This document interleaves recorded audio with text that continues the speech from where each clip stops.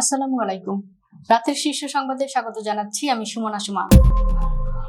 মানুষের ভাগ্য উন্নয়নে সবাইকে একসঙ্গে কাজ করতে হবে, প্রধানমন্ত্রী। জুলাই গণ অভ্যুত্থান ছিল ফ্যাসিবাদী দুঃশাসনের বিরুদ্ধে, জনগণের ক্ষোভের বিস্ফোরণ, রাষ্ট্রপতি। দুর্নীতিমুক্ত বাংলাদেশ গড়ার আহ্বান জামাত আমিরের। কাতারের সাবেক আমিরের স্মরণে রাজধানীতে সড়কের নামকরণের নির্দেশ প্রধানমন্ত্রীর। আওয়ামী লীগকে আইনানুগ প্রক্রিয়ায় বিচারের মুখোমুখি করা হবে, স্বরাষ্ট্রমন্ত্রী। পুলিশের 5 ঊর্ধ্বতন কর্মকর্তাকে বদলি। পে স্কেল ইস্যুতে IMF এর চাপ, শক্ত অবস্থান সরকারের। স্থানীয় নির্বাচনের ভোট কেন্দ্র চূড়ান্ত হবে 27 আগস্ট। দেশের 8 অঞ্চলে বজ্রবৃষ্টির সম্ভাবনা, নদী বন্দরে সতর্ক সংকেত। বাংলাদেশে বিয়ের ব্যাপারে নাগরিকদের সতর্ক করল চীন। ভারত বাংলাদেশ সীমান্ত পরিদর্শনে BSF এর ডিজি। মমতা সরকারের সব প্রাতিষ্ঠানিক দুর্নীতির তদন্তে কমিশন গঠন বিজেপি সরকারের। শুনছিলেন শিরোনাম, এবার বিস্তারিত। প্রধানমন্ত্রী তারেক রহমান বলেছেন, সরকারি দল ও বিরোধী দলের মধ্যে বিভিন্ন জাতীয় ও আন্তর্জাতিক ইস্যুতে দ্বিমত থাকতে পারে, কিন্তু যখন দেশের প্রান্তিক মানুষের ভাগ্য উন্নয়নের কথা আসে তখন সবাইকে একসঙ্গে কাজ করতে হবে। তিনি বলেন, স্বৈরাচারী শাসন ব্যবস্থার পুনরাবৃত্তি এবং বিদেশি তাবেদারি রুখতে হলে রাষ্ট্র এবং দেশের জনগণকে রাজনৈতিক ও অর্থনৈতিকভাবে স্বাবলম্বী ও শক্তিশালী করে গড়ে তুলতে হবে। আর সেই শক্তিশালীকরণের প্রথম ধাপই হলো প্রান্তিক জনগোষ্ঠীকে অর্থনৈতিক বৈষম্যের হাত থেকে রক্ষা করা। বুধবার জাতীয় সংসদের দ্বিতীয় অধিবেশনের সমাপনী বক্তব্যে এসব কথা বলেন প্রধানমন্ত্রী তারেক রহমান। তারেক রহমান বলেন, সরকার বাংলাদেশকে ঋণ নির্ভর অর্থনীতি থেকে বের করে বিনিয়োগ নির্ভর অর্থনীতির দেশ হিসেবে গড়ে তুলতে চায়। এজন্য কর্মসংস্থান সৃষ্টির পাশাপাশি সম্পদ সৃষ্টি করব, এমনভাবে পরিকল্পনা করব যেন 2034 সালে বাংলাদেশ $1 ট্রিলিয়ন অর্থনীতির কাছাকাছি যেতে পারে। জুলাই গণ অভ্যুত্থান ছিল দীর্ঘদিনের বৈষম্য, দুর্নীতি, গুম খুন, ভোটাধিকার হরণ, নিপীড়ন এবং ফ্যাসিবাদী দুঃশাসনের বিরুদ্ধে আপামর জনগণের ক্ষোভের বিস্ফোরণ বলে মন্তব্য করেছেন রাষ্ট্রপতি মোহাম্মদ শাহাবুদ্দিন। তিনি বলেছেন, শহীদদের আত্মদান স্মরণ করিয়ে দেয় রাষ্ট্রের শক্তির উৎস ও সর্বময় ক্ষমতার মালিক জনগণ। বৃহস্পতিবার 16 জুলাই শহীদ দিবস উপলক্ষে বুধবার দেওয়া এক বাণীতে রাষ্ট্রপতি এসব কথা বলেন। রাষ্ট্রপতি বলেন, বাংলাদেশের ইতিহাসে জুলাই শহীদ দিবস একটি গভীর তাৎপর্যপূর্ণ ও বেদনা বিধুর দিন। 2024 সালের জুলাই গণ অভ্যুত্থানে আত্ম উৎসর্গকারী সব বীর শহীদদের অসামান্য অবদানে তিনি গভীর শ্রদ্ধা ও কৃতজ্ঞতার সঙ্গে স্মরণ করেন। তিনি আন্দোলনে আহত সেই সব সাহসী তরুণ তরুণী ও যুবকদেরও স্মরণ করেন, যাদের অনেকে পঙ্গুত্ব বরণ করে আজও যন্ত্রণাময় জীবনযাপন করছেন। বাণীতে রাষ্ট্রপতি বলেন, জুলাই গণ অভ্যুত্থান ছিল দীর্ঘদিনের বৈষম্য, দুর্নীতি, গুম খুন, ভোটাধিকার হরণ এবং নিপীড়ন ও ফ্যাসিবাদী দুঃশাসনের বিরুদ্ধে আপামর জনগণের ক্ষোভের বিস্ফোরণ। জাতীয় সংসদে দেশের মজলুম ও সাধারণ মানুষের আশা আকাঙ্ক্ষার মিলন মেলা হিসেবে গড়ে তোলার আহ্বান জানিয়েছেন বিরোধী দলীয় নেতা ও বাংলাদেশ জামাতে ইসলামের আমির ডাক্তার শফিকুর রহমান। বাজেট অধিবেশনের সমাপনী বক্তব্যে তিনি সংসদকে দেশের মানুষের হতাশা দূর ও আস্থা ফিরিয়ে আনার প্রধান চাবিকাঠি হিসেবে বর্ণনা করেন। একই সঙ্গে তিনি স্পিকারের অভিভাবকত্বকে আরো বলিষ্ঠ করার অনুরোধ জানান এবং রাষ্ট্রীয় অর্থ অপচয় রোধ, সুষম উন্নয়ন ও দুর্নীতিমুক্ত বাংলাদেশ গড়তে সরকারের নীতিগত ও কার্যকর উদ্যোগ দাবি করেন। বুধবার জাতীয় সংসদের দ্বিতীয় অধিবেশনের সমাপনী বক্তব্যে বিভিন্ন বিষয়ে আলোকপাত করেন বিরোধী দলীয় নেতা। অনুষ্ঠিত অধিবেশনে সভাপতিত্ব করেন ডেপুটি স্পিকার কায়সার কামাল। জাতীয় সংসদের গুরুত্ব তুলে ধরে ডাক্তার শফিকুর রহমান বলেন, এই সংসদটি অত্যন্ত ব্যতিক্রমী এবং আমরা এটিকে মজলুমের মিলন মেলা বলে বিশ্বাস করি। কাতারের সাবেক আমির শেখ হামাদ বিন খলিফা আল থানির স্মরণে রাজধানীর একটি উপযুক্ত সড়কের নামকরণের ব্যবস্থা নিতে নির্দেশ দিয়েছেন প্রধানমন্ত্রী তারেক রহমান।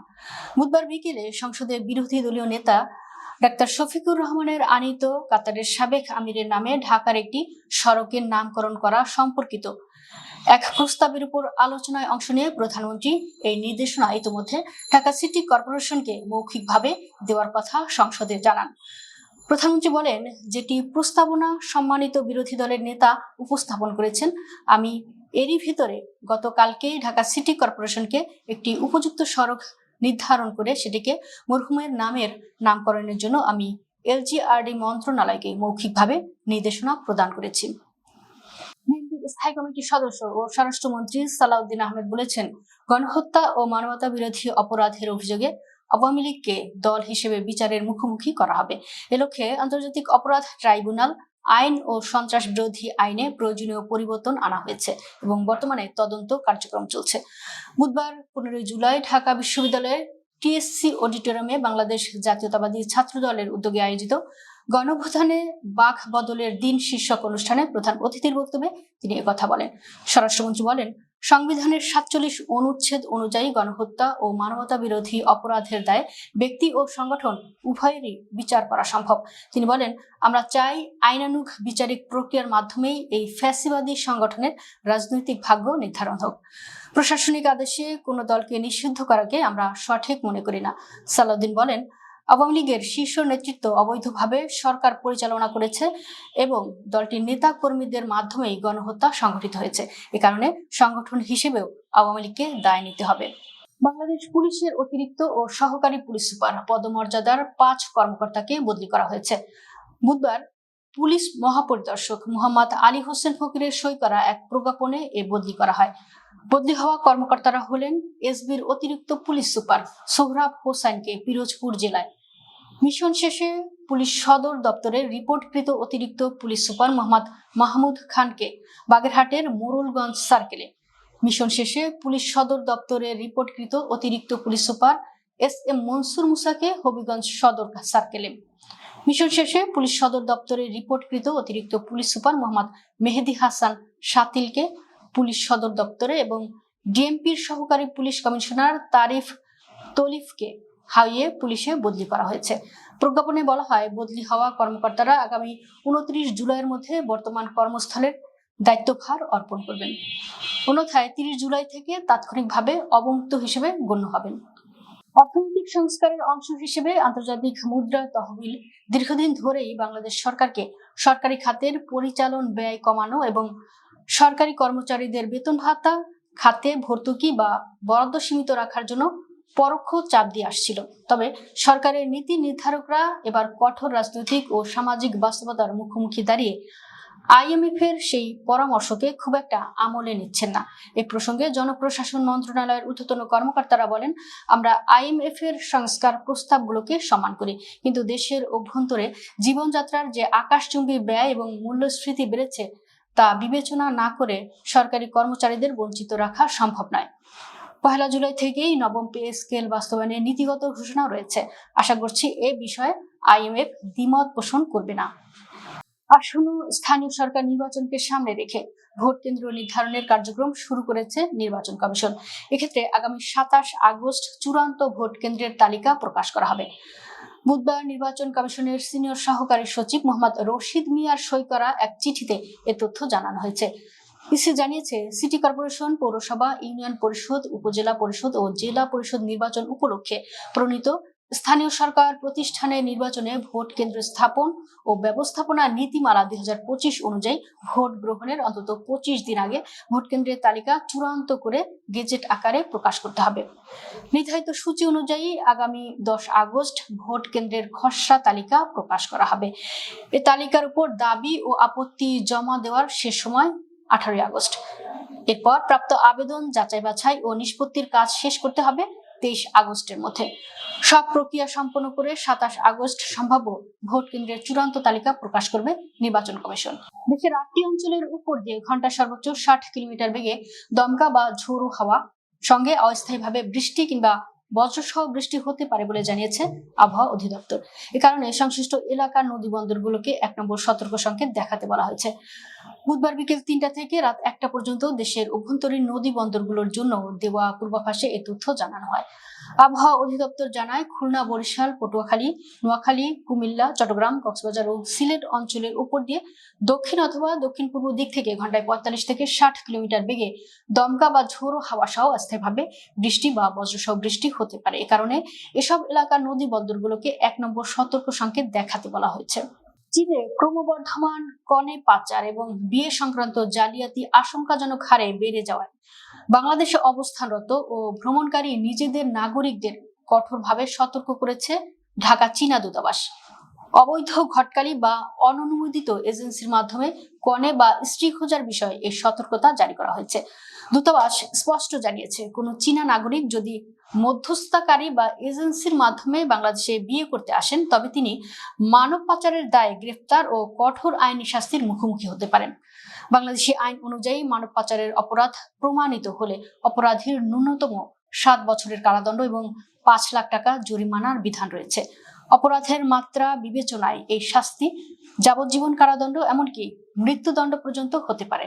এছাড়া পাচারের উদ্দেশ্যে প্ররোচনা দেওয়ার মতো অপেক্ষাকৃত কম অপরাধের জন্য 3 থেকে 7 বছরের জেল এবং জরিমানার নিয়ম রয়েছে। ভারত বাংলাদেশ সীমান্ত পরিদর্শনে এসেছিলেন ভারতীয় সীমান্ত রক্ষী বাহিনী বিএসএফ এর ডিজি।